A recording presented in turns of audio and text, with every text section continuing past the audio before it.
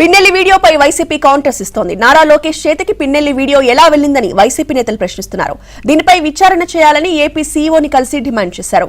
TDP rigging చేస్తుంటేనే MLA జోక్యం చేసుకోవాల్సి వచ్చిందంటున్నారు YCP నేతలు. కానీ ఈసీ ఏకపక్షంగా వ్యవహరిస్తోందని ఆరోపిస్తున్నారు. ఆయన చేతికి ఏ విధంగా పాల్వాయి గేట్ లో ఆ బూత్ లో ఉన్నటువంటి వీడియో ఆయన చేతికి ఏ రకంగా వెళ్ళిందో ఎన్నికల కమిషన్ ఆంధ్రప్రదేశ్ ప్రజలకు చెప్పాలి అని చెప్పని కూడా మేము డిమాండ్ చేస్తా ఉన్నాం. ఎందుకు ఎమ్మెల్యే వెళ్లాల్సి వచ్చింది?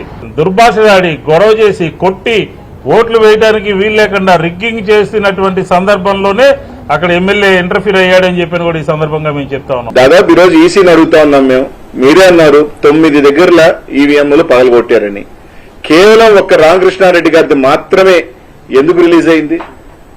ఈ రోజు ఎలా రిలీజ్ అయింది? మీరు రిలీజ్ చేశారా లేకపోతే ఎవరైనా రిలీజ్ చేశారా? కనీసం ఈ రోజున ఈసీ దాని మీద ఎందుకు చర్య చేపట్ల? 9 పగలగొడితే కొరవ 8 ఎందుకు రిలీజ్ కాలేదు? అకస్మాత్తుగా వారం రోజుల్లో ఎలక్షన్ ఉందగా అనేక మందిని మార్చేశారు. పోయిన వాళ్ళు ఏదో ఎలక్షన్ చేయలేని వాళ్ళలాగా కొత్త వాళ్ళు బ్రహ్మాండంగా చేస్తారు. మరేమైంది ఈరోజు? ఎందుకు ఇన్ని సంఘటనలు? ఎవరు బాధ్యత వహించాలి దీనికి? ఎలక్షన్ కమిషన్ వహిస్తుందా? కేంద్ర ప్రభుత్వం బీజేపీ వహిస్తుందా? లేదు నక్కజిత్తులతో ఇదంతా ప్రేరేపించిన చంద్రబాబు నాయుడు గారు భరిస్తాడా?